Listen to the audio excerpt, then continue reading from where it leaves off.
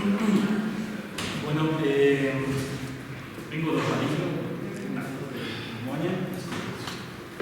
A ver si no me agarra la tosedera en el camino. Tengo entendido que la mayoría de los temas de todos son matemáticas y que bueno, que más de la mitad de sus carreras son optativas, etc. Entonces,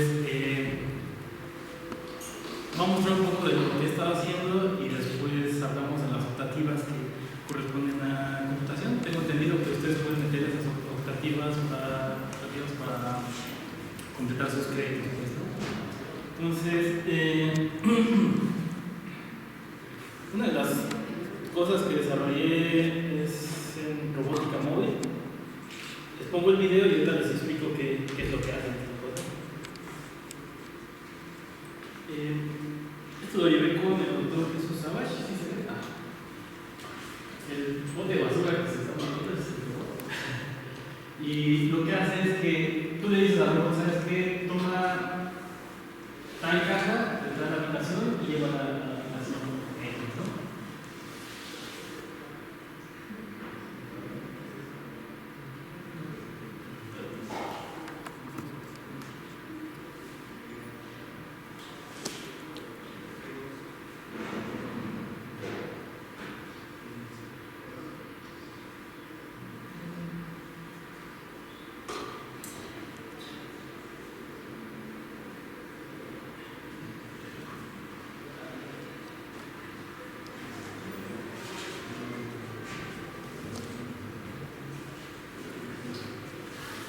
Para poder realizar, creo que el video va a ser para poder realizar esto se conjugan varios paradigmas de programación.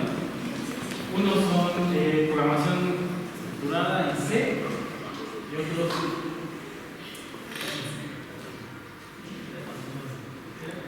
otra es Eclipse, que es programación lógica. Entonces le dice al robot, ¿sabes qué? En lenguaje natural agarra la caja X y lleva a la habitación X, y para realizar esto primero tiene que hacer un procesamiento de lenguaje natural y pasarlo a proposiciones lógicas en Eclipse.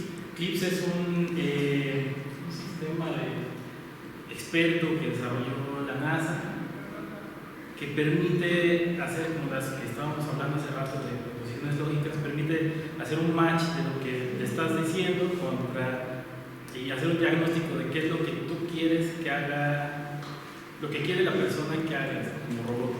Y por otro lado, ¿cómo hacerlo? No decir, al principio, bueno, aquí están las cajas. Para tener acceso a esta caja, primero tiene que quitar la que le está estorbando. Entonces, Cliff le dice, bueno, hay que generar una secuencia lógica de pasos para entonces realizar la tarea que el usuario me está pidiendo. Una es moverte a la habitación sin chocar con los obstáculos. La otra es quitar la caja que me está estorbando, tomar la caja y llevarla a la habitación. Este simulador nos lo prestó Jesús Savage, que da la clase ahí en ingeniería, y pues permite jugar con el robot que ellos tienen, que se llama TX8, y pues como no todos podemos tener acceso al robot y las baterías del robot se desgastan en 1 o 2 horas y tardan como 8 horas en cargarse, entonces el simulador te permite hacer este tipo de desarrollos y en un grupo de 8 personas pues estar pasándose el robot es complicado. A veces si nos permite ver al final, pues ya regresa a su posición inicial. Fácil decirle nada al robot, le decimos que haga la misma tarea, pero le pusimos unos obstáculos. Entonces el robot con sus sonares tiene 12 alrededor de manera equidistante.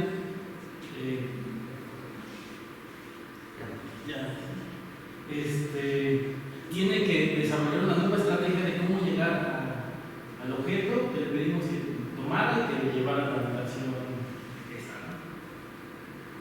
Claro que hacer que lo haga una vez así, como si fuera uno para el teatro de script, es sencillo. Lo que es complicado es que tú le digas cualquiera de las cajas y el robot que tú lo posiciones en cualquiera de los lugares. Entonces, en este mundo virtual, haz de cuenta que tenemos cuadrícula como aquí, y cada uno de estos puntos hay un vector de fuerza que lo que hace es repeler al robot de las paredes.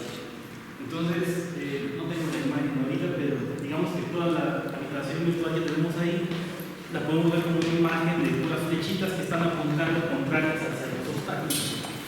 Y entonces el robot lo que hace es moverse como si fueran campos magnéticos, supongamos, y una pelotita y pues se está moviendo. Para que se acerque con la pelota hay mayor fuerza de repulsión hacia el muro o hacia la caja, y el robot procura irse por el centro. Pues. Otra de las cosas es que en cada habitación hay nodos que tienen una etiqueta, un nombre A, B, C, D, y hay un algoritmo que se llama Dijkstra, no sé cómo lo conocen, lo desarrollo, me parece de Dijkstra. Y lo que hace es que te dice, dada una gráfica, tú quieres llegar de un punto a otro, y si en los nodos que hay intermedios están pesados, es decir, que se puede empezar con la distancia que hay de un nodo a otro, te va a dar el camino de menor costo de un punto a otro.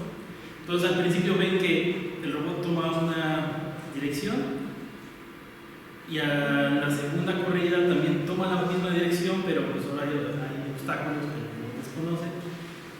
Y entonces recalcula Dijkstra de manera que esta gráfica se corta la conexión entre este nodo y este otro nodo porque es un obstáculo, y ahora Dijkstra le ofrece el segundo camino más corto para llegar a la caja que quiere llegar, pero como hay otro obstáculo, pues se quita este vértice y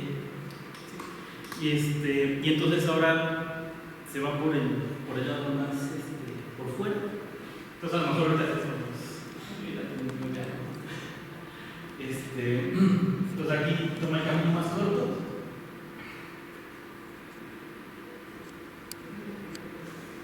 Bueno, la vuelta innecesaria sería porque hay un nodo lejano. Y mientras va haciendo esto, va censando con su sonar para evitar la conexión con las paredes. Y luego nos decía Sabas que es un robot ordenado que si saca una caja tiene que volver a meter. Pues vuelve a correr, ahora intenta hacer la misma trayectoria, se da cuenta con sus sonares que no hay manera de pasar por ahí, genera la segunda trayectoria que sería pasar por donde está la caja y yo malosamente me protegí para que siguiera chocando. Y bueno, le queda la última alternativa que es dar toda la vuelta para afuera y hacer la misma tarea. Puse esa porque era la más complicada, ¿no? Todas las demás cajas están accesibles en Chicago. Listo. Entonces esta es una optativa que es la optativa de robótica. Seguramente en 9 años Savage ya tiene unas cosas también. Otra de las cosas que he estado desarrollando es esto, nada más aquí en la imagen que me interesa.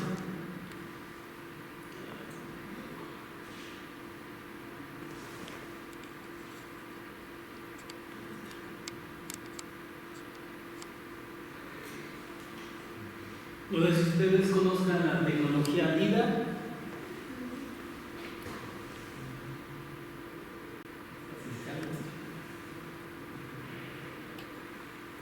La tecnología LIDAR es un rayo láser básicamente, que lo que tienes es un aparato con un rayo láser y está escaneando de esta manera, está moviéndose así. Cada vez que el rayo láser choca contra algún objeto, se mide el tiempo que tardó en rebotar el láser y entonces puedes obtener la distancia a la que estuvo el láser chocando. Y al hacer esto rapidísimo, puedes tener una nube de puntos de una ciudad. Entonces, por ejemplo, el Instituto de Geografía, no en el de la UNAM, sino en el de CONACYT, agarran una avioneta, le ponen este láser en la parte de abajo, lo sincronizan con un GPS y entonces pueden ir sobre toda la ciudad, barriendo en forma tridimensional la superficie de la ciudad.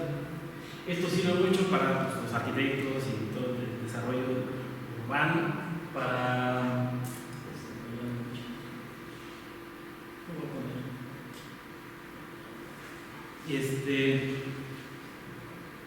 bueno, y este investigador en lo que se está trabajando es que cuando tienes esta nube de puntos, Y hay varios algoritmos que lo que hacen es que si lo haces en el campo, tienes la nube de puntos del campo y metes esta nube de puntos que es un archivo y lo que te sale es la superficie del campo, sin árboles, sin piedras, sin nada.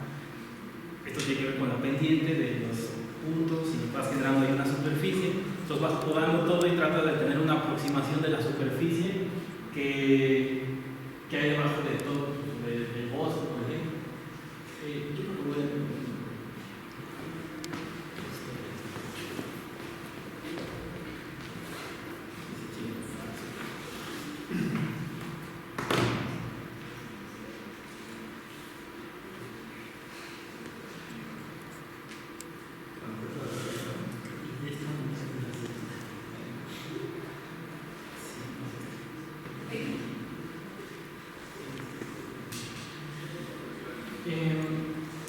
Podemos ver la imagen original, que hay muchas cosas, muchos objetos. Esta es la superficie que una persona que conoce el área puede realizar. Esta es la superficie que el investigador con el que estoy trabajando, es de José Luis Silván. Es un algoritmo que logra obtener esta superficie cuando los algoritmos habitualmente generan la superficie de hasta la derecha. Más bien, este es los algoritmos normales y este es el de José Luis Silván. Si ven el de hasta la derecha,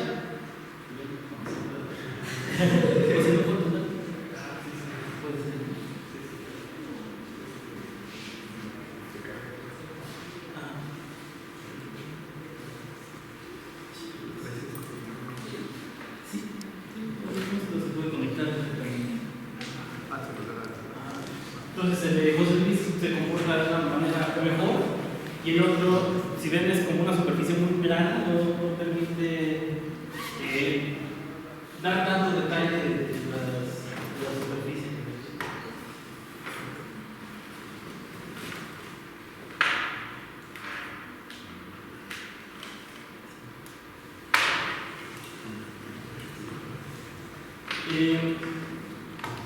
Ahí la chamba fue que este investigador como matemático hizo el algoritmo en MATLAB y el problema es que quieren vender el servicio y pues, no sé si ustedes han intentado comprar MATLAB el original. Pues son muy caros, o sea, es mucha lana. Y eso si lo quieres usar de manera personal, si lo quieres hacer para cuestiones empresariales es una licencia muy cara. Y aparte, si quieres que tus clientes usen tu software, tienen que comprar MATLAB también. Sí. Entonces, pues bueno, es una lanísima, ¿no? Entonces, la chamba ahí es hacerle traductor entre MATLAB y Python, que encontré que es el lenguaje más similar a MATLAB para hacer este tipo de conversión. La otra chamba que estoy realizando es la de, no sé si se acuerdan, hace como 4 o 5 años que Telcel empezó a fallar horriblemente y que a todos le pusieron 20 pesos de crédito, ¿verdad? Entonces, Telcel desesperadamente empezó a buscar cómo resolver este tipo de problemas, porque hay veces que en 2 horas llegan 2 millones de mensajes de fallas de la red y tienen a 500 personas. Entonces, bueno, creo que todos ustedes pueden hacer la revisión muy rápido, yo no tanto, tengo un copado. Pero sí, es muy complicado y necesitas que esas 2 millones de fallas se resuelvan rápidamente, porque si no, por cada falla que hay una torre que no está haciendo la transmisión de manera adecuada.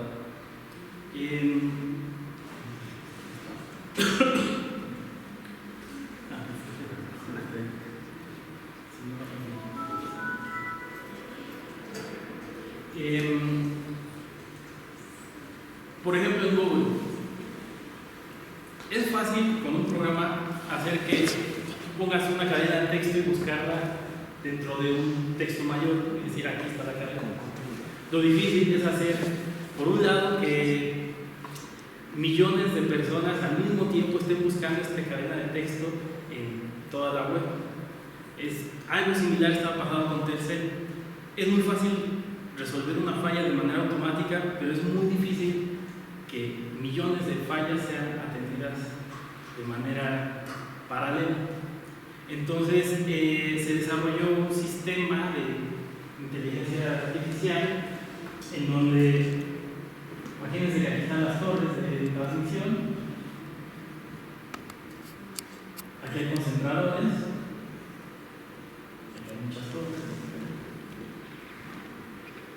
Estos concentradores, otros concentradores, pero estos son como de administración. Y de todos estos concentradores de administración en todo el país, ahí en Torre Plaza Carmen, pues tienen la central donde están este core de personas resolviendo las fallas. Entonces, cuando pasa un huracán, pues llegan estos 2 millones de fallas, más las que habitualmente están circulando por la red. Y lo que quieres hacer aquí es pues, resolver lo más rápido posible. Entonces, desarrollé un sistema que, bueno, varios, pero ideé la manera de resolverlo. No sé si ustedes conocen las máquinas de estados. Máquinas de estados. ¿No? Pues, pero gráficas, ¿sí? Más o menos. Lo que hace es un diagrama de flujo, ¿sí lo conocen? Imagínense que es un diagrama de flujo.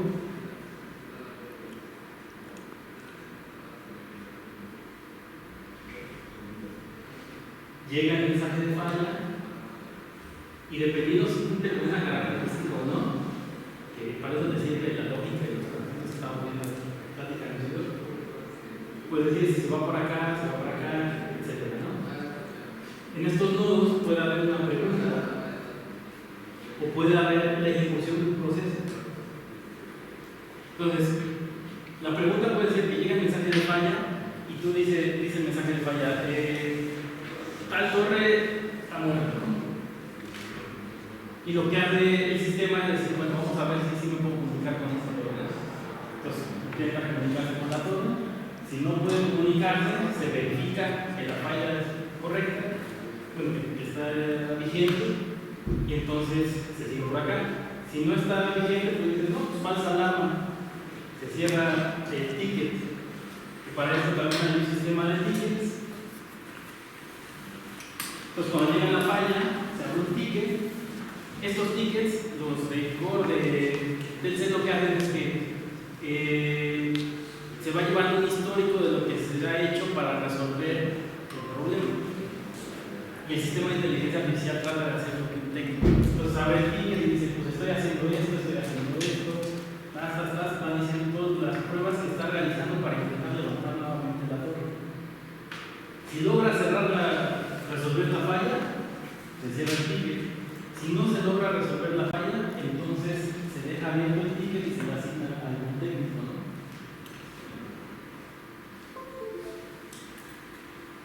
Ya, si el técnico, entonces el técnico está auto, ¿no? Ahí no sé la cosa.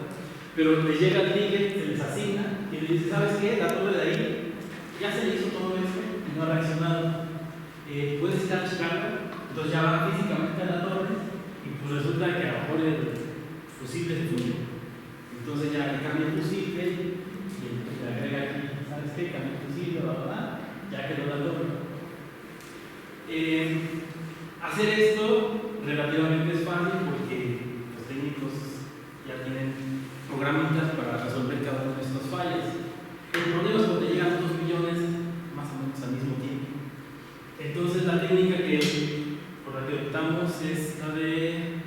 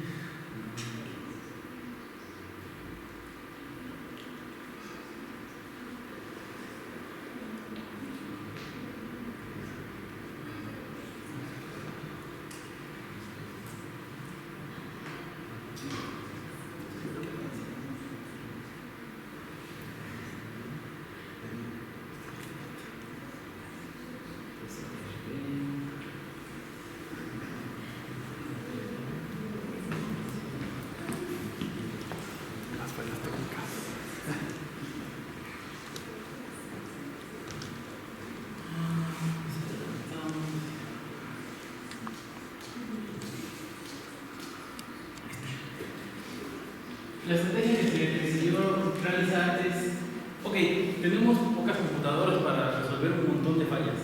¿Y cómo podemos hacer algo que se llama tiempo real? Procesamiento en tiempo real es una palabra muy relativa porque, por ejemplo, para una planta, que tú resuelvas algo en tiempo real, quiere decir que pues, la planta va creciendo muy despacio. Y tú, a lo mejor con un mecate o algo, la vas enderezando, etc. Pero lo haces cada semana. Entonces, para la planta, en su velocidad de crecimiento, el que hagas ese cambio cada semana es suficiente. Pero a lo mejor en un lugar donde una cabina estás rastreando los vuelos de un aeropuerto, pues necesitas hacer esto segundo a segundo. Es mucho más rápida la latencia, entonces la palabra clave, latencia del sistema. Entonces, hacer algo en tiempo real con respecto a esto, que nos pedían hacer un sistema que resolviera las 2 millones de fallas en tiempo real. Esto no es posible si tenemos, supongamos, 10 computadoras. Cada computadora puede que tenga 16 núcleos. Entonces tenemos 160 núcleos. Y entonces eso quiere decir que solo podríamos atender en teoría 160 fallas en ese momento. Y pues ¿dónde quedan las otras 2 millones menos 160? Entonces es un problema. Se decidió hacer un truco para que esto ocurriera como una ilusión, ¿no? De que pareciera que sí lo estaba haciendo. Se tomó, imagínense esta cadena. Entonces, por ejemplo, codificamos las máquinas de estado en archivos XML que son leídos, se mandan a un procesador, un programa que es el que procesa todas estas fallas. De ahí se levantan hilos que van a estos núcleos para el procesamiento. Estas máquinas de estado se componen de tareas y transiciones entre ellas. Estas tareas hacen llamadas al sistema operativo de la computadora para entonces ejecutar un comando que puede ser bien una llamada al sistema de tickets o una llamada al elemento de la red para resetearlo o para levantar un reporte, etc. Ustedes saben que la mayoría de computadoras, celulares, todo lo reinician y ya queda. La mayoría de los problemas aquí era reiniciar la torre y ver si lo levantó de manera adecuada. Por otro lado estaba, ¿cuántos procesos puedes correr en una máquina? No sé si ustedes han ido a una tienda aquí en una computadora y tiene 16 núcleos. Es difícil luego entender bien qué significa eso, ¿no? 16 núcleos, imagínense que están en un restaurante, es una mesa circular, y tienes 10 comensales, y tienes un mesero. Entonces imagínate que cada mesero es un núcleo. Entonces, tú dices, bueno, pues hay un núcleo, que es el mesero, y está dándoles, sirviéndoles la comida, tomando la orden, etc. Pero va uno por uno. Si tienes 2 meseros, ¿vas a ser doble de rápido? Pues sí, porque pues va a ir 2 meseros que están haciendo las tareas que hay que hacer en una mesa. Pero imagínate, si tienen 1000 meseros, ¿esto sería más rápido? Pues no, porque nada más hay 10 comensales y ya nomás puedes hacer 10 tareas. Entonces, si compras una máquina de 16 núcleos y nada más están en el internet, los otros 15 núcleos no están haciendo nada. Y entonces se hizo esta tarea con otros comensales. Entonces, nos dimos cuenta que era muy común que tú le decías, por ejemplo, una de las tareas es verificar si la torre no está comunicada entre ella. Entonces, dice la computadora, a ver, comunícate con la torre, está prendida la torre, ¿no? Y tienes que esperar 5 minutos a que te conteste la torre. Y a esos 5 minutos el procesador está ocupado, ¿no? 5 minutos. Estoy esperando a que me conteste, no me conteste. Y lo que se hace es entonces, dejas este proceso durmiendo, te vas a otra falla, adelantas un tantito, lo dejas en un proceso donde tenga que esperar una respuesta y se va a otra. Y yo lo imagino como si fuera artesanías y ves así, no sé, la alcancía de cochinito y la quieres pintar y todo esto. Entonces imagínate que tienes una mesa de 1000 cosas de estas. Entonces te pintas un tantito, giras la mesa, le pintas a otro tantito y llega un momento en el que acabas de pintar a todos los alcancías. Pero tú lo haces tan rápido que para el que está viendo el proceso parece que todas las alcancías se están pintando al mismo tiempo. Y ese es más o menos el efecto que se hizo con esto del set. Entonces hay pocas computadoras, no hay muchos núcleos, pero si tú vas viendo el sistema de tickets, los 2 millones de tickets están avanzando cada segundo, así rapidísimo, ¿no? Si pudiéramos ver la gráfica de los 2 millones de tickets como líneas, pues se están moviendo así, pero es porque el procesador está en friega dándole a todos los tickets tareas, y cuando necesitan esperar, desocupan el procesador y continúan con la tarea. Otro de los proyectos en los que estoy es ahorita en la tesis de maestría, que digo, es lo padre, bueno, me gusta mi carrera por eso, porque haces cosas a veces muy diferentes y bueno, parecen padres.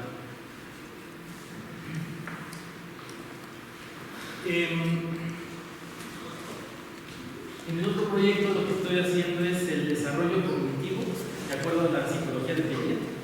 Piaget lo que hizo es que quería entender cómo se desarrolla la inteligencia humana y se fue hasta la niñez y empezó a analizar a sus propios hijos. Yo me imagino que su esposa le había dicho cuida a los niños y él dijo, pues voy a hacer un libro de esto, y se hizo famoso, ¿no? Entonces, pues, adaptarse, ¿no? Y sacó unas cosas que se llaman los esquemas. Entonces quiere decir los esquemas de la etapa sensorio-motora, que quiere decir que, pues, como que tienes unas precondiciones en las que te encuentras un contexto, tú realizas algo y pues lo realizas con la expectativa de obtener otro algo. Entonces me encuentro en esto y si hago esto, ¿qué va a pasar? Lo vemos rápido.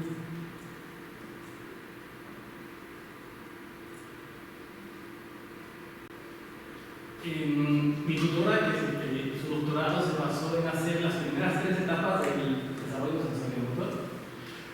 La primera etapa es los actos reflejos, ¿no? Entonces tú a un bebé le das algo, cierra la mano, ¿no? Que no lo esté viendo, está cerrando la mano. Le pones algo en los labios y empieza a succionar. Entonces solamente tiene esquemas reflejos que no tienen que pasar precisamente por un razonamiento. Luego están las reacciones circulares primarias, que quiere decir que si a un bebé le gusta sentir algo que es, no sé, rugosito, lo que sea, trata de mantener su mano agarrando eso, ¿no? O si está chupando algo, mantener esa cosa en su boca, etc.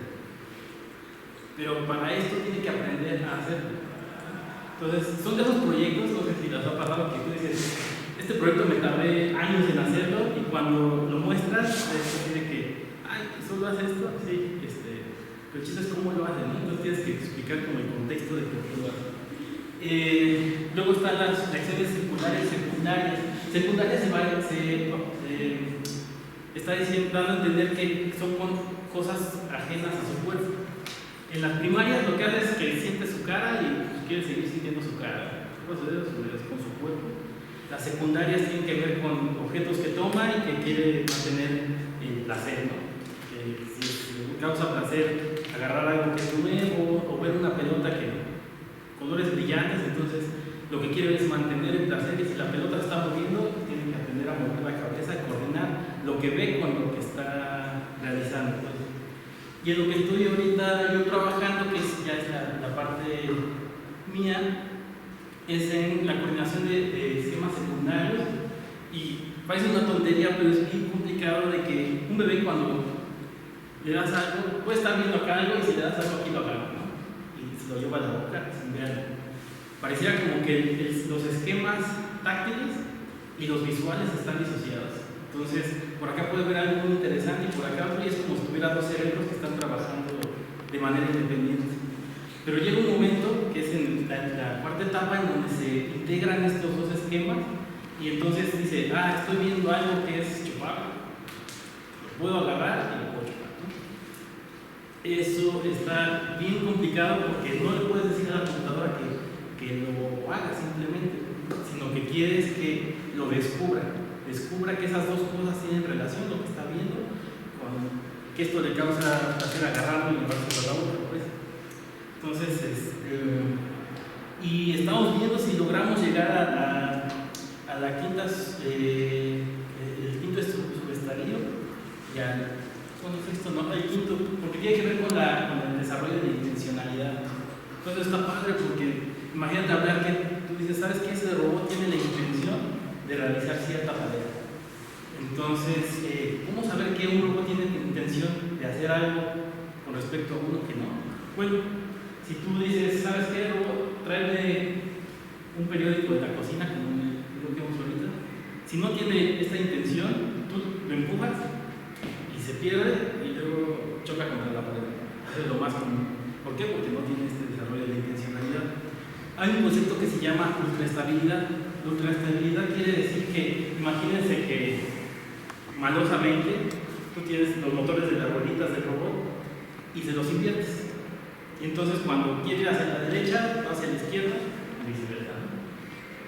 Si el robot tiene la capacidad de desarrollarse como este, se va a dar cuenta de que ya no le están sirviendo sus esquemas para hacer lo que quiere y se va a adaptar a su nuevo hardware desde que le cambiaste las ruedas y va a volver a adquirir la coordinación de sus motores para realizar la tarea.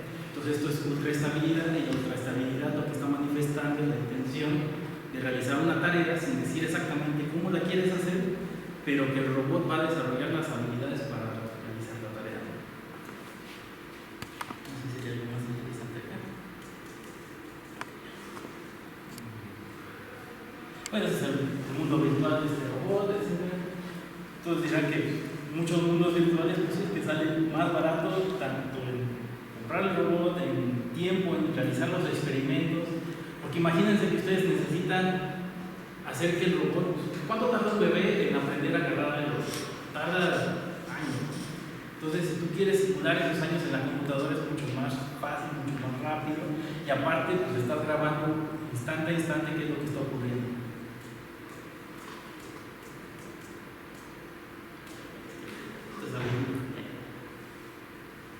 Luego, bueno, ya habiendo visto más o menos las cosas en las que me dedico, vamos a hablar un poco sobre las optativas de computación.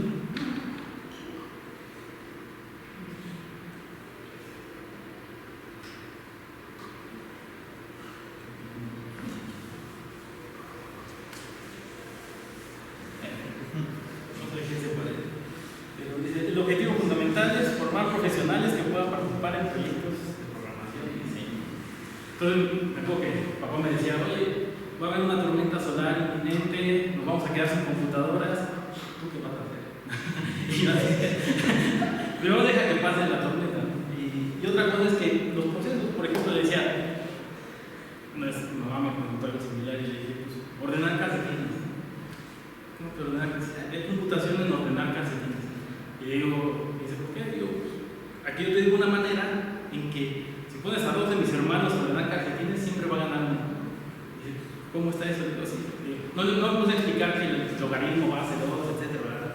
Sino que le dije, mira, primero divide los calcetines por alguna característica que los parta lo más cercano a la mitad. Y después, iterativamente, recursivamente, pues, cada puntoncito, pártelos a la mitad. Eso te va a llevar bien poquito tiempo y cuando te queden los botoncitos suficientemente pequeños es muy fácil encontrar la pareja. Y dije, intenta hacer eso, ahora inténtalo como usualmente lo haces, que dices a ver dónde está el otro calcetín y a ver quién gana. Y pues sí, o sea, ese tipo de programación se puede usar también en la vida diaria. Incluso hay cursos de teoría de la computación, todo esto que te ayudan a entender la complejidad de un algoritmo que tiene que ver con el tiempo que te vas a tardar en realizar una tarea. La tarea normal de los calcetines así, te tardas n cuadrada porque tú por cada calcetín tienes que buscar en los otros n dónde está su pareja, entonces un ordenamiento de tipo n cuadrada. Entonces dependiendo n calcetines te vas a tardar n tiempo, ¿no? La otra que es partir en un montoncito sería n log n, que es inferior a n cuadrado, y que pues, si tienes la n cuadrado así, pues la n log n pues, no crece tan rápido, entonces se va mucho más despacio. Entonces te permite no solo programar, porque usualmente tenemos este choque matemáticos, físicos, etcétera, que dicen, no, pues es que yo también sé programar, sí, pero también tiene su chiste saber que dices, bueno, este algoritmo que estás haciendo es mejor que este otro, porque entonces estas son de las optativas que también son muy interesantes. Yo vi esto y dije, está muy revuelto.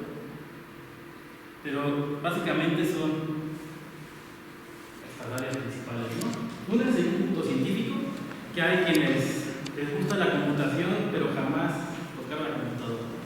Entonces, pues, fórmulas, etcétera. Este tipo de ordenamientos, la complejidad de los algoritmos, etcétera. Está la inteligencia artificial, que básicamente es el conocimiento de patrones y hacer toma de decisiones en base a datos.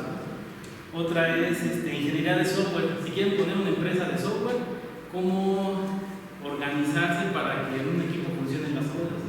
Porque usualmente venimos a esta facultad y es muy común que dicen, yo lo hago, yo no sé cómo, y es bien difícil hacer que trabajemos en equipo, ¿no? Bases de datos. Ahí está muy padre ahorita porque está emergiendo un nuevo tipo de base de datos. La mayoría de base de datos es estructurada, que es prácticamente, imagínense un documento de Excel donde tienes columnas, renglones.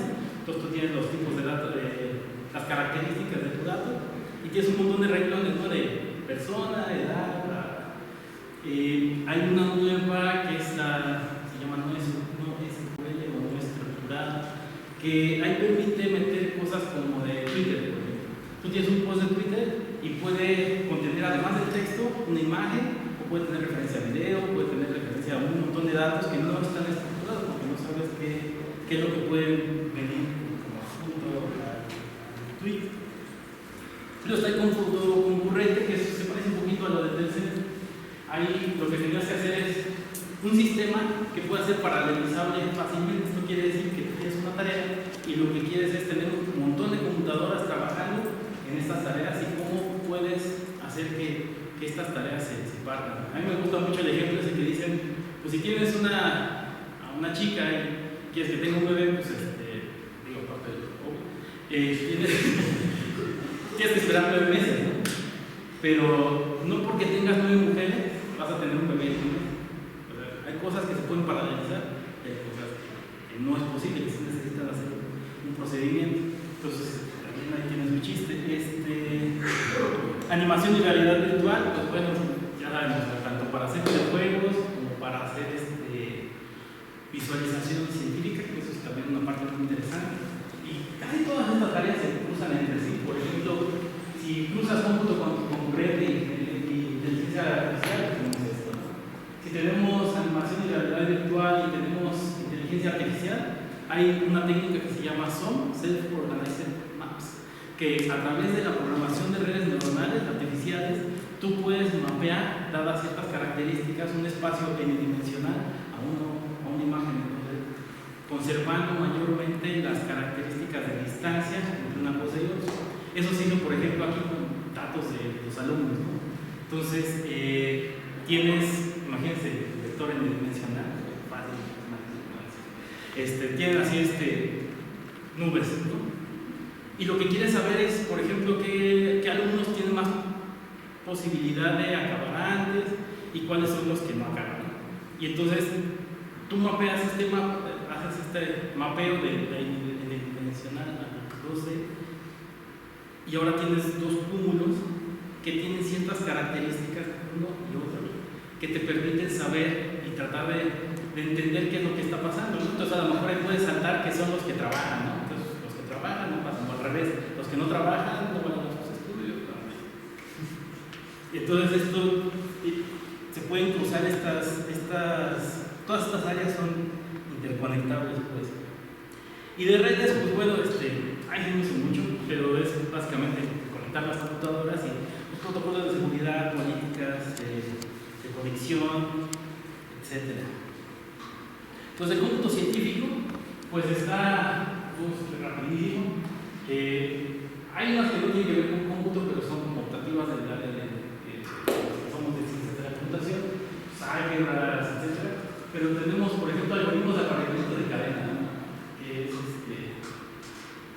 ahí lo que tienes es cómo encontrar una cadena dentro de otra de texto.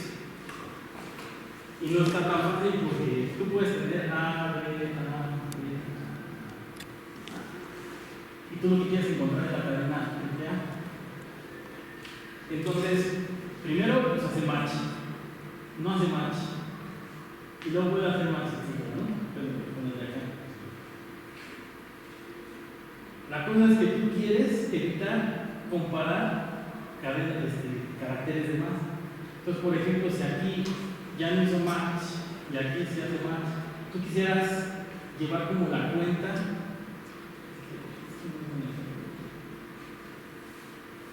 Quieres llevar la cuenta de cómo ahorrarte cierta cantidad de. Que si fuera Ana y Anabel y Ana. Hace mucho tiempo. Sí, bueno, hay maneras de comparar menos, ¿no? O sea, que tú dices, ya comparé estas tres cadenas y con una máquina de estados tú puedes decir, ¿sabes qué? Estos no hicieron match, pero esta que ya comparé puede que sí haga match con las otras de acá abajo. Básicamente lo que te enseñan en ciencias de la computación no es, o sea, sí es a programar, pero también es a hacerlo bien, o sea, que tu software sea mucho más veloz que en general. Geometría computacional, recursivas, lingüística.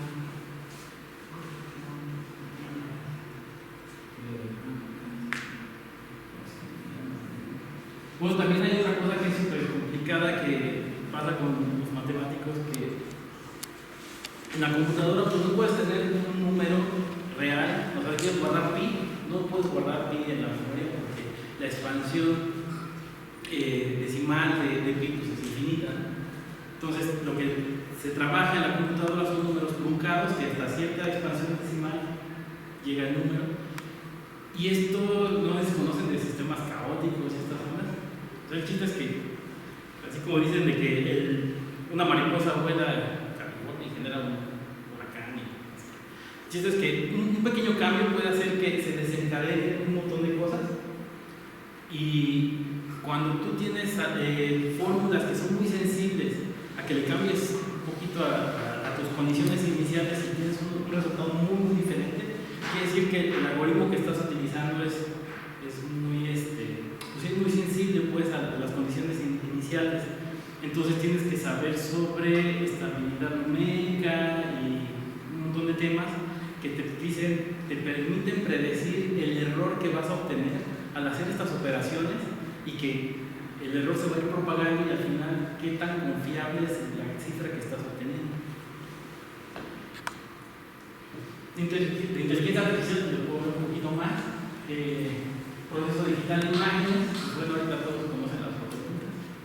Y mi pregunta es si hay un sistema de inteligencia artificial que busca la placa que puede extraer el texto. Esto ya es posible, pero no sé si lo están haciendo así, o si tienen allá personas sentadas viendo la foto y sacando la placa, ¿no? Esto ya es posible de manera automática. Hay cosas que no me gustan mucho de la inteligencia artificial porque, por ejemplo, hay un montón de cámaras de vigilancia en el DF y pues dices, bueno, pues ¿quién ve todas esas cámaras? No, pues es muy difícil que haya millones de personas sentadas viendo la cámara todo el día. Pero lo que sí pueden hacer es hacer una red neuronal que analice el comportamiento habitual de esa zona que está viendo la cámara y cuando ocurre algo que no es habitual, prender un poquito rojo y decir, ¿sabes qué? Aquí está pasando algo raro. Y puede ser que estén asaltando a alguien, puede que alguien pase bailando, como nadie pasa bailando en la calle, entonces, oye, está pasando algo raro. Entonces, incluso hasta moverte raro, ¿no? Porque puede que la gente camine así, pero puede que alguien empiece a hacer esto, y eso es raro, ¿no? Entonces, levanta ahí una alerta, y entonces en lugar de tener que vigilar 1 millón de cámaras, pues vigilas 1000, ¿no? Y tienes 1000 personas, y entonces, dependiendo de qué tan raro es lo que está pasando, los ordenas y las 1000 cosas más raras son las que pasas a tus 1000 personas que están checando estas cámaras. Y si se confirma que está pasando algo, entonces pues ya mandan la patrulla.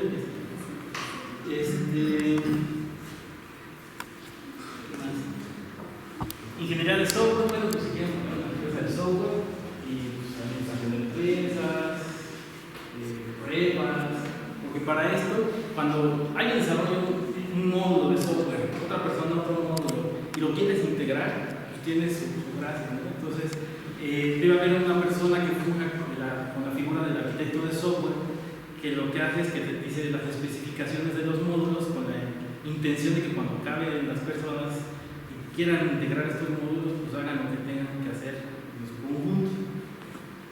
Entonces, bueno, no sé si puede ser interesante para ustedes, de bases de datos, etc. Ahorita, mi recomendación,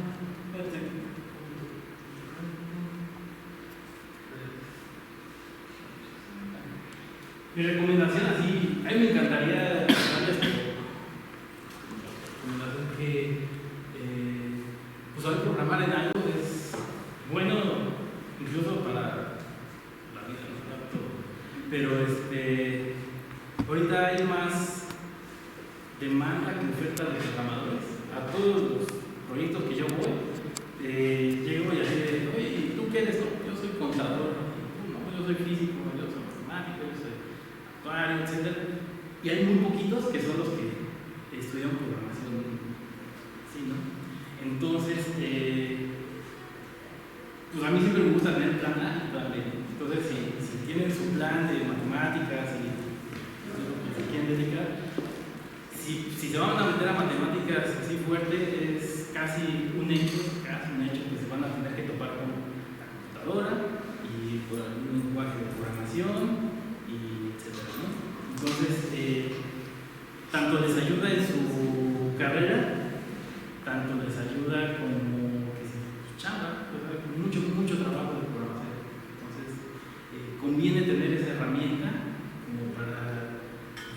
Ahorita ustedes buscan en cualquier lugar de bolsa de trabajo, programación, y hay, no hay suficiente gente para esto. Y otra cosa que está muy interesante, tanto físicos, matemáticos, computólogos, estamos muy interesados en esta área que está vendiendo, que se llama ciencia de datos. Entonces, no sé si alguien de ustedes ha escuchado algo de ciencia de datos.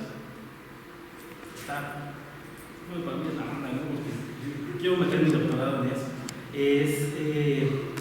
Esta base de datos, imagínense todo el mundo de las bases de datos, etcétera, y el mundo de la inteligencia artificial, y ahí donde se toca es ciencia de datos. Ciencia de datos lo que hace es que antes tenías, bueno, nos ha pasado a todos que les pedían la vida de Benito Juárez, ¿no? No sé si a ustedes todavía les tocó que cada papelería, monografía, ahora es lo contrario. Ahora tú dices, Benito Juárez, pones en Google y tienes demasiada desinformación porque ya no sabes, o sea, sí le crees a Wikipedia, pero también hay otras fuentes y no sabes dónde sacar la información de manera confiable, etc. Entonces, ahora tenemos un exceso de información. Entonces, las empresas tienen un montón de datos y les pongo ejemplos prácticos. Walmart.com. Entras a Walmart, compras algo y te dice, la gente que compró esto también le interesa estas cosas. Y picas y puede que sean cosas que te interesen también. Por estos algoritmos, las empresas pagan cantidades que no se imaginan. O sea, hay muchísimo dinero ahí. Entras a Netflix y dices, vi esta película. Pues la gente que tiene como tu perfil, no te dice eso, pero también le gustan este tipo de películas, ¿no? Entonces, estos algoritmos que hacen match entre grandes cantidades de datos, utilizas técnicas de inteligencia artificial para tratar de predecir el comportamiento de fenómenos que en este caso podríamos ser nosotros. Y también, por ejemplo, en Amazon, en cualquier tienda virtual trata de tener estos algoritmos de predicción de compras. Eso es importante. También en tendencias, por ejemplo, no basta solamente para las campañas políticas saber si están hablando, o sea, poner hashtag, fulanito, y ver cuántos tweets hay. Lo que quieres saber es de qué están hablando. Entonces, esto es técnicas de redes neuronales, de mapeo dimensional, etc. Lo que pueden hacer son nubes de las características de los tweets de lo que están diciendo las personas. Entonces, puedes tener nubes muy grandes que hablen sobre un tema, otras nubes más pequeñas que hablan de otro tema, etc. Y bueno, dicen que Obama en su segundo periodo lo ganó gracias a este tipo de técnicas. Entonces, cada vez que iba a dar una conferencia, hacían un barrido y decían, estos son los temas que ahorita a la gente le preocupan. Hablaba de esos temas justamente y con eso le atacaba a una mayor cantidad de la población, porque a veces difería lo que uno como político cree y que de lo que quieres, que lo que la gente le está preocupando realmente. Pues para política también hay muchísima chamba de eso. Esto de procesamiento de imágenes, de videos,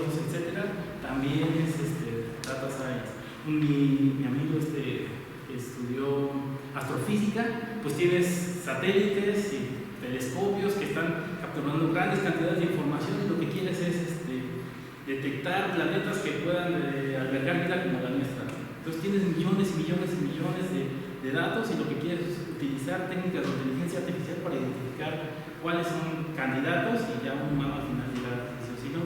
O si no, el colisionador de hadrones que saca creo que 1 tera de información diaria y pues, o sea, humanamente jamás puedes procesar eso. Entonces necesitas técnicas que no son nada más búsquedas, sino que necesitas técnicas de inteligencia artificial que te ayuden a identificar ciertos datos que te interesan. Entonces, pues, ayer me mandó un amigo, precisamente que estudió astrofísica, un artículo donde dice que el trabajo mejor pagado es el de científico de datos ahorita, y que se ve que va para adelante. Entonces, esas recomendaciones del área de ciencias de la computación hacia matemáticas, porque es un lugar en donde se juntan todas estas áreas de tanto física, matemáticas y ciencias de la computación, y creo que está muy interesante. Entonces, no sé. No me la noto todo. No sé si tienen duda. Hubo muchas cosas, pero... Bueno, y les recomendaría, por ejemplo, luego sí pasa, es común que alguien dice, soy de matemáticas, para ser intrépido y me voy a meter a redes neuronales, ¿no? Pero es frecuente que les piden programar, no saben programar, y entonces llevar la materia, te piden prácticas programando, y aparte no sabes programar, entonces aprender a programar a la par que te están pidiendo un proyecto de algo que es de programación ligeramente avanzada, es muy duro. Entonces, el plan de estudios que había hace poquito en ciencias de la computación, no sé ahorita cuál será la correspondencia, me imagino que debe ser igual, un tiempo se llamaba Introducción a Ciencias de la Computación, y ahí te enseñaban a programar. Entonces, yo les recomendaría que si les interesan estos temas, y si no, al menos tener la herramienta de programación que se ayuda muchísimo, es identificar cuáles son las materias en donde les enseñan a programar a los autores. Yo creo que se debe llamar igual. Introducción a Ciencias de la Computación, el 1 y 2. Entonces, meter esas dos materias yo creo que les puedo abrir las puertas a muchísimas cosas. Y luego ya ver las otras optativas de inteligencia artificial, los de datos. Bueno, más o menos aquí, imagino que todos tenemos experiencia con programar en pequeña escala, digamos, ¿no? O sea, para hacer una tarea y hacerla rápido, pero ¿qué nos recomendarías pues ver o estudiar para empezar a hacer pues programas más robustos, o sea, empezar a crecer en ese sentido? Depende de qué te quieras dedicar, porque si es muchísimas cosas.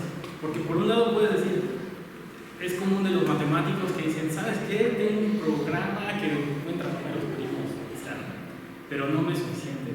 Entonces, ¿cómo puedo hacer que esto corra más rápido? Entonces, una forma de hacerlo es paralelizando, y una manera de paralelizar es usar los GPUs. No sé si han oído los GPUs de los.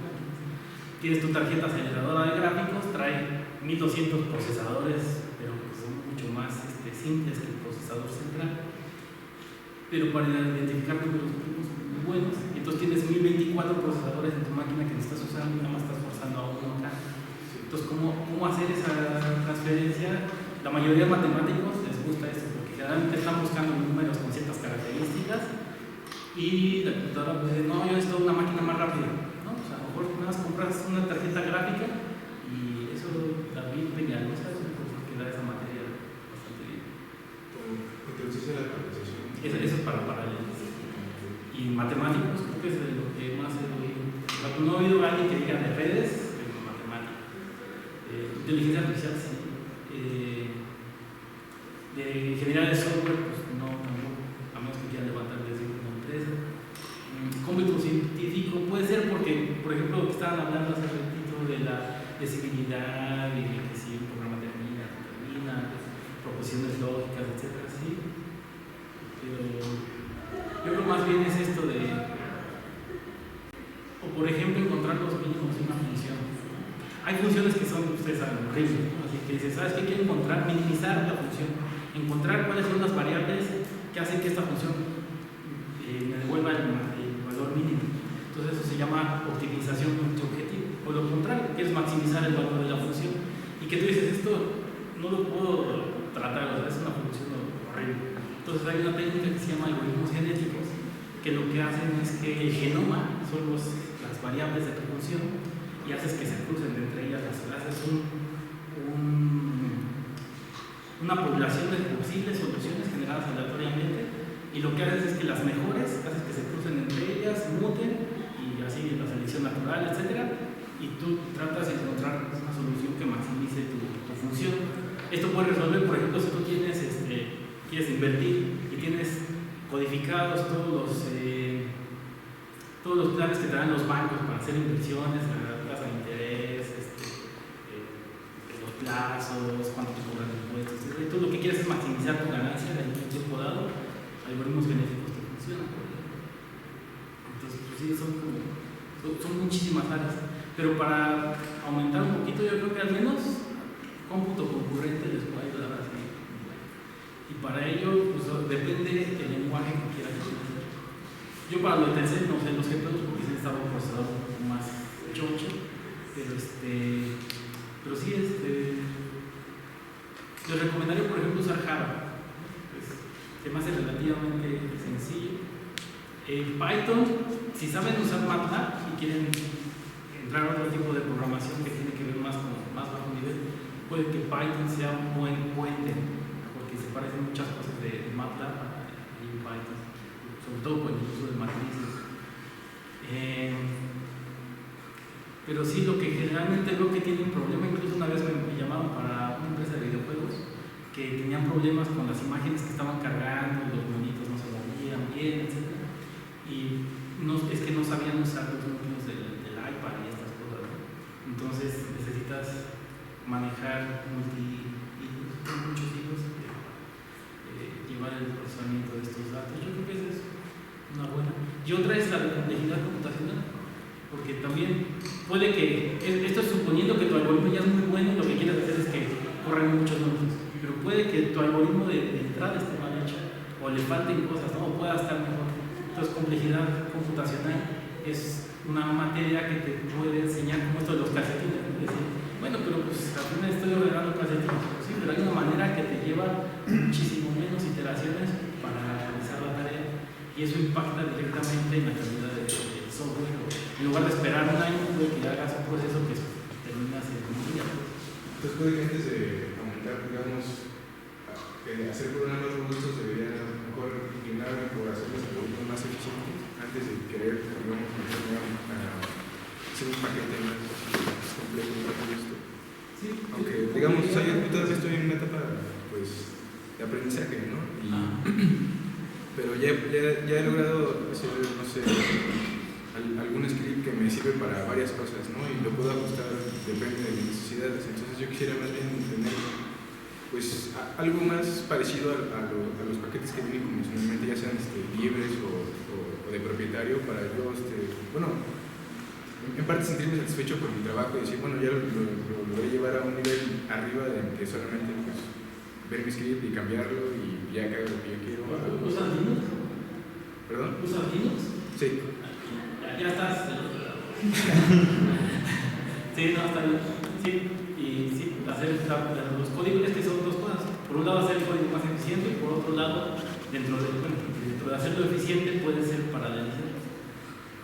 Porque tú puedes decir, hay gente, y esto es caso así en la facultad, ha pasado mucho de que hay investigadores que dicen, voy a paralelizar porque eso es la onda y los GPUs sí afuerzan. Y se tardan medio año, un año haciendo el algoritmo y a la mera va más lento que el que no estaba paralelizado. ¿Por qué? Pues porque no se tomó en cuenta este análisis de complejidad del algoritmo y no se puede hacer una predicción de más o menos cuánto va a tardar el algoritmo con respecto al algoritmo. Disculpe, con respecto a los lenguajes, por ejemplo, yo soy físico y solamente llevo programación y después programación para físico, pero vimos C, C++ y luego lo vimos a Python y vi que Python de cierta manera era como que más eficiente, puede hacer más cosas. ¿Qué recomendarías, como que qué lenguaje trabajar? O si sirve el C, C++ el Fortran, o directamente ir con el Python y de ahí se puede. Depende, son muchas cosas ahí. Por un lado, esa pregunta es suponiendo que sabes programar en todo. Porque dices, yo soy muy bueno programando en este, ¿cuál uso? Entonces yo te diría, pues depende del problema. Por ejemplo, en lo de geografía, que les mostré del LIDAR, similar. Pues Python funcionó mejor porque imagínate programar las funciones del MATLAB a patín y sacar pues, todas las conversiones de matrices, etcétera, y las hiciera en C. Pues, sería muy complicado. Entonces, por un lado, tienes que ver qué programa puede resolver mejor tu problema. Nos pasa mucho en nuestra área también que te quieres casar con un lenguaje de programación. Que sabes que este lenguaje, ¿cuál es el bueno? Con este me caso, me especializo y hago todo con esto lo quiero resolver. Y ese es como un error, porque lo que conviene es más bien decir, a ver, ¿qué lenguaje? Lo primero que pasa es que cuando te dan un proyecto, tú lo que quieres ver es si alguien ha hecho algo similar. Entonces, ya si ves que alguien hizo algo similar, me sirve, no me sirve, me da ideas, porque puedes estar recorriendo el mismo camino que otra persona ya recorrió. Y puede que ese lenguaje ya tenga librerías que te ayuden a hacer ese proyecto. Y pues, básicamente todos los lenguajes pueden hacer todo, prácticamente. Pero, ¿cuál es más eficiente? Pues depende. Si quieres hacer cosas de lógica, etcétera, pues un lenguaje lógico como Prolog, si quieres hacer algo muy eficiente, que corra muy bien en el fierro de la máquina, pues C o C++, eso. Pero para mucha gente es como un martirio programar estos lenguajes porque es muy bajo nivel y entonces tienes que tomar en cuenta muchas cosas, sobre todo en el manejo dinámico de la memoria. Mucha gente sube cosas a la memoria RAM, pero no las baja, y entonces de repente la máquina se empieza a alentar y empieza a lo mejor las líneas de código, pero es que falta free memory, no sé qué, y ahí está el problema. Yo pienso que si no hay así una expertise alto en muchos lenguajes de programación, pues uses el que más te facilite, ¿no? Y si tienes chance de aprender otro, pues mejor. Entonces, pues sí, para cosas de matemáticas, pues Python es bueno, porque tú a lo mejor dices, mira, se me facilita hacer muchas cosas con Python. A veces es más eficiente que uses lo que está haciendo Python, porque los que programaron los módulos pues ya tienen un expertise muy alto, a que tú digas, voy a usar C y porque es más rápido y es más veloz y yo voy a hacer los métodos. Entonces, a mí me pasa, dices, me voy contra la experiencia de estos compas que hicieron esto, o yo me he hecho patín todo. Sabes que tienes que validar. Por ejemplo, en Java, esto de los multihilos, había muchas cosas que Apache había realizado. Yo empecé a probar y no me gustaba tanto, pero me dio la idea de por dónde irme y yo empecé a realizar mi propio módulo de procesamiento en paralelo. Pero te da una idea como de por dónde. Entonces, no hay como el lenguaje que haga todo. O sea, sí, sé porque en eso está basado la mayoría. Pero la pregunta es, ¿tienes el tiempo para desarrollar todo? Sí, pues bueno, pues haz lo que quieras desde el sistema operativo. No, pues entonces, ¿cuál es el programa, el lenguaje de programación que tienen los módulos que a mí me hacen falta? Entonces, por ejemplo, si yo hubiera querido hacer lo de geografía con PHP, pues PHP está hecho básicamente para hacer páginas web. Entonces, pues sí se puede, pero a lo mejor hubiera sido el lenguaje adecuado. Entonces también conviene entrar para Wikipedia, PHP, y ¿qué se hace con PHP? Pues esto es el que está más orientado a la Python es para más cómputo científico. C es universal, C++ también, y todos los de Microsoft pues es para hacer aplicaciones de escritorio, básicamente. Y así hablando muy por aquí. Entonces no creo que haya un lenguaje que sea el lenguaje.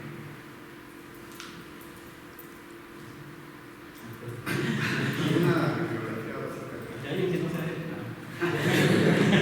Bibliografía. Digamos, lo básico de Yo aprendí a programar con los libros de educación visual. Luego casi en todas las bibliotecas.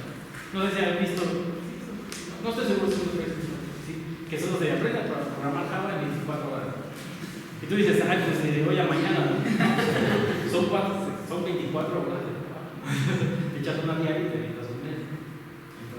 Entonces, para mí son los mejores libros porque, aunque se ven unos libros así, tienen muchas ilustraciones y muchos ejemplos y muchas también hay unos que son muy padres que me gustan, los que dicen cookbook, así como libros de recetas de cocina. Y pues básicamente te enseñan a hacer cosas que son muy comunes y te explican paso a paso cómo hacer. Entonces, si quieres, no sé, lo tuyo es hacer aplicaciones en Android, pues buscas estos libros y te enseñan en corto cómo hacerlo.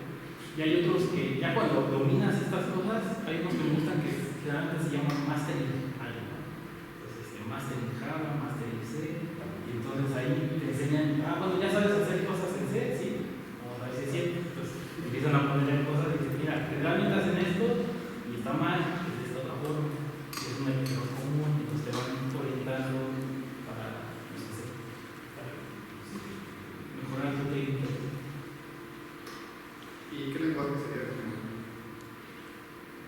así como Para empezar. Sí, no sé. O sea, porque hay unos que son más teóricos. Sí. Mira, yo me siento tentado a decir JavaScript. ¿Por qué? Pues porque no necesitas instalar un compilador. Mucha gente se atora en instalar el IDE, el compilador, el no sé qué. Y JavaScript con tu navegador web, ahí corre los programas. Sí. No me gusta tanto que sea JavaScript por dos razones. Porque la consola de errores es horrible. Dependiendo. Si estás en Firefox funciona muy bien. Te dice más o menos por dónde estuvo el error. Pero debuguear en JavaScript es bien difícil. Si estás aprendiendo. Pues como que siempre hay un costo-beneficio. Pero JavaScript hay muchos ejemplos en la web, hay muchos tutoriales web, etc. Y a la mayoría de los chavos les gusta porque empiezan con hacer su página web. Y dicen, mira, mi página web ahora recuerda tu nombre. Mi página web ahora te calcula, no sé qué. Entonces, JavaScript se me hace como lo que a lo mejor no le voy a dedicar mucho tiempo, pero si quieres hacerlo más en forma, si quieres decir una opción a largo plazo, C. ¿Por qué? Porque cuando entras a cualquier otro lenguaje de programación, C te enseña a manejar los filos de la computadora y más o menos te imaginas qué está haciendo el lenguaje y tú tratas de observar un poco cuando estás haciendo cosas y C te hace así Matrix, ¿no? Entonces C es a largo plazo. Otra Python, si es de la mayoría son matemáticos, Python creo que es una buena opción porque la mayoría utiliza matrices y estas cosas.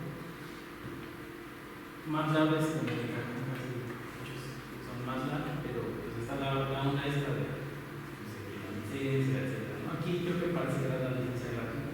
Hay una versión también de tablet. Ajá, también está la versión. Pero pues todo. No sé. No sé qué tan madura está esa versión. Pero yo pienso que para hacer experimentos así está bien. Pero usualmente en trabajos y eso te dicen, es raro que haya utilizado. Pues son los lenguajes que ahora si es en páginas web, pues puedes empezar con HTML, que es el lenguaje de programación, es nada más etiquetas, y empiezas a meter ahí JavaScript y empiezas tus truquitos en páginas web. Y luego dices, no, quiero hacer cosas mejores, pues PHP. Entonces ya PHP. PHP está padre porque ya si lo logras instalar.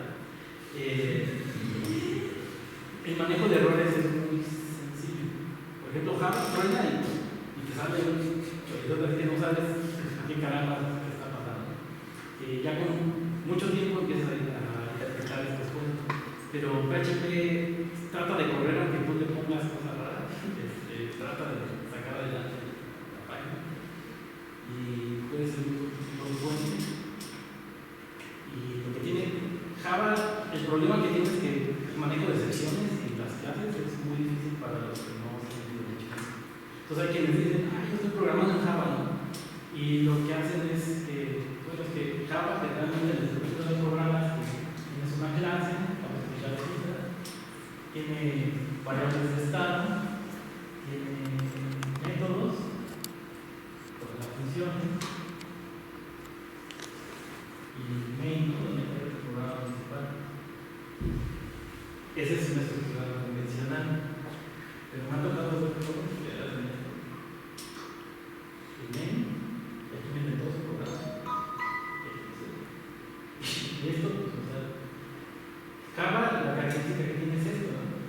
hacerlo así, pues es lo mismo que programar en C. Entonces te dicen, no, pues estoy programando en Java. ¿Y ves? Y dices, no, esto está en C.